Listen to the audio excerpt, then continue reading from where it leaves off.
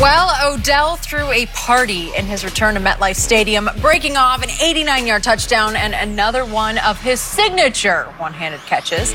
OBJ finished with 6 catches for 161 yards, outgaining the Jets' entire receiving corps combined, who only had 125. So, Shannon, where does OBJ rank among NFL receivers right now? Well, I would take Julio over him. I would take D-Hop over him. I would take Devontae Adams over him. Really? Yes, absolutely. For me, Skip, bigger bodies, same production, great run after catch, great catchability, less headache. That's, for me, that's always going to weigh heavily on whether or not I want this guy on my team. I don't want distractions. Okay. I want guys that's going to come, give me production every single week, and it's not a different issue. If it's not this, it's that. No, I don't want that. So for me, I'm taking Julio #1. I'm taking DeAndre Hopkins #2. I'm taking Devontae Adams #3. And I'm probably going to take Mike Thomas. Okay. I would take A.J. Green had he not been hurt, because I love A.J. Green. I know. He's another guy. I didn't know what to do with him. No problem whatsoever. Don't give you no problem. Just make plays. But he's been nicked and playing where he's playing. So, but for me, I would tell you what I would do. I would take OBJ over Antonio Brown. You would? I would. Boy, I wouldn't. I can't. But Antonio does practice hard, and when it's game time, he does play football. Like he's not. He did throw the Gatorade onto the field when he got mad at Ben for not looking at him. But at least OBJ does come to practice, and he doesn't miss walkthroughs.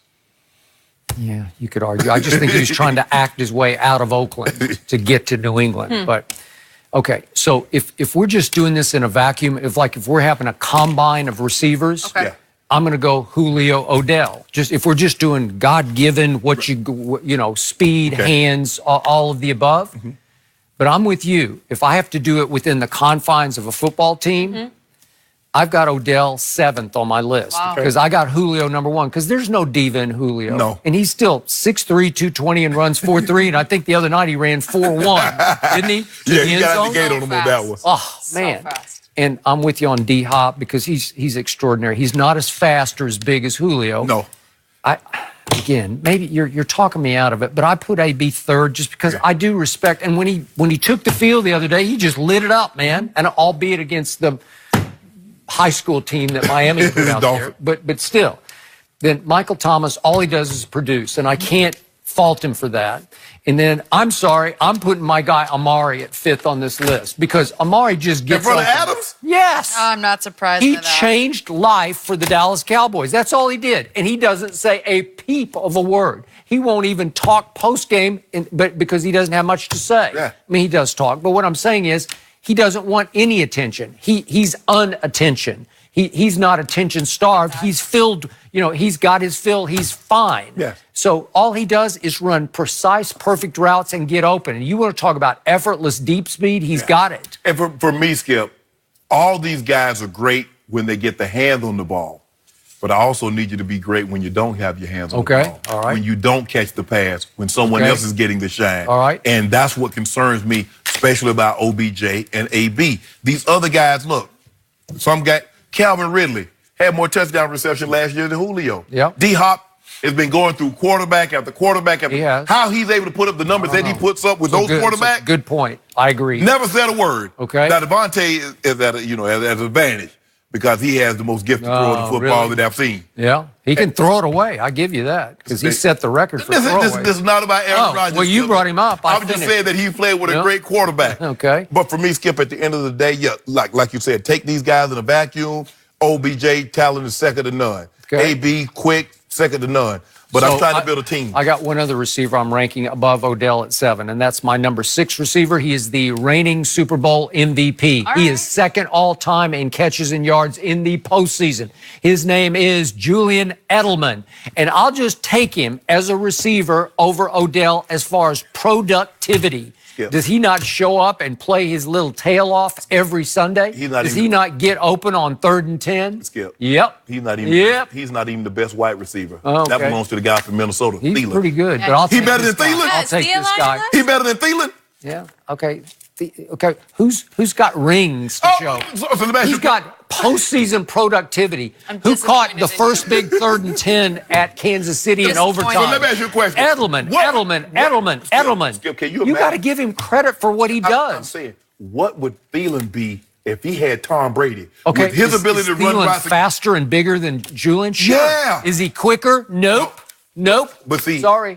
Thielen gets the nod because he one of them boy dogs. He play outside them numbers. He does. See, that's where the big boys play. Yeah. That's the big fan box. Yeah. You know, you got the little, you got the kiddie pool, 3 feet, you got to have, and then you got the deep end. Yeah. Yeah, see, he out there in the deep end. The deep end. Where them boys drag you down out there, boy, and drown you out there, Skip Bayless. You know what?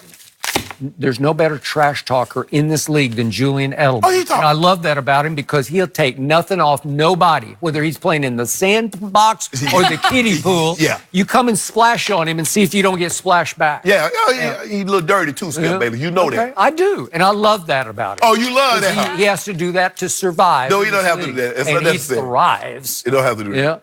Yeah. But I'm taking Julio and D-Hop and Adams. So you've got Odell like down at 6 or 7? I got Julio, D-Hop, Adams, Michael Thomas. Hey, I'm going to put AJ. I know AJ hurt, but I'm going to put him in there. Okay. All right. Well, that's there a lot you of go. guys before you get to Odell. And Could all have that talked he about is. this all day, guys. But we have to move on because I actually have breaking news about Cam Newton. We will tell you. Patrick Mahomes continues to light up scoreboards through 2 weeks this season. In the second quarter alone against the Raiders, Mahomes threw for 278 yards and 4 touchdowns. Mahomes is tied for the most TD passes this season at 7 and leads the league with 821 passing yards, almost 100 more than the next closest player. So, Shannon, got to start with you on this. Has Patrick Mahomes already locked up the MVP? No, there's a lot of football left to play. But you gave there, but he the front runner. He the front runner, Skip Bayless. He's in running away with. Right now, he Usain Bolt in the field trying to catch up with him. Really? How'd that work out for him? 410 yards a game, 3.5 touchdowns. He's well on his way to matching the numbers that he put up last season. And just when you thought it was safe to come outside, he's going to have somebody say, he's going to have a sophomore slump. I ain't going to say who that was, Jenny. Sophomore slump. It's a sophomore slump. Have the playoffs started? Whoa, Skip Bayless, it's not your turn. I didn't ask you to intervene. Jenny, I was talking to Jenny. Yeah. Now I'm talking to you. You're always talking. Yeah, I'm talking to you. I won't listen. Now, look, he put up huge numbers without the game's best deep threat.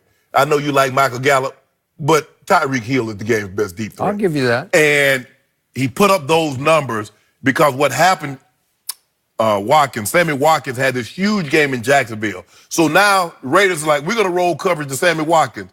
And now you let Robinson go for Robinson $172. went crazy. And then you let Miko. Every time I looked up, number 11 was catching another one. And you forgot about Miko Hardman. Oh, he ran 4.33. He got speed to burn. Yeah. So they got all these receivers that can run 4.3. And then you got Kelsey. Now, the defense, I believe, the defense is better than it was last year. But they're not elite. So they're going to be into a lot of shootouts. And so he's going to put up these huge numbers. I wouldn't be surprised that within the next 2 or 3 weeks, he has a 500-yard game. That's coming. That's coming. I was kind of hoping the Raiders like to score. So that way, because I think he got a little careless. He hit him with a no-look again, too, Skip. You ain't see it. He hit him with a no-look. He was like, take that away. Oh, you thought I was throwing it over here? No. And then you pose. Yeah, hey. The camera like. Yeah. And he shoot layups like there's ain't nothing layups out there. It's a layup. Yeah. Got it going. I think it's like an easy The 3. athleticism. Easy bucket. Yeah. Easy bucket.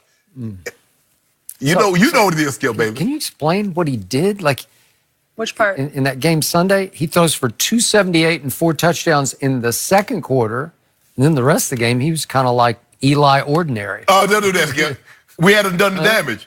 Ain't no sense in come on, Skip. I don't know. The rest of the game, he threw for 165. Not bad, but not great. I've seen Dak Prescott play entire games and not throw for 165. That ain't none of my business, Skip. I don't even know why I brought that up. I'm sorry. I shouldn't even brought that up. Yeah. I know that's a touchy subject for you. Well, obviously, Dak Prescott is right in the middle of this MVP race so far. Now, maybe that will tail off because his quarterback and coach and play caller, they don't play that way. Okay. This is a balanced attack in Dallas, and that's why Dallas is going to win so many games. Well, I can assure you, if they had Zeke Elliott, because remember when they had Kareem Hunt Kareem Hunt led the league in rushing. Yep. He was a top 2 or 3 last year when he got suspended. Well, this is what it calls for. We got Shady LaShawn McCoy. He's not the McCoy that he was in Philly or his first year in Buffalo. Yep. Williams is a very versatile dual threat, but he's not the runner that Kareem Hunt is. So sometimes, Skip, you have to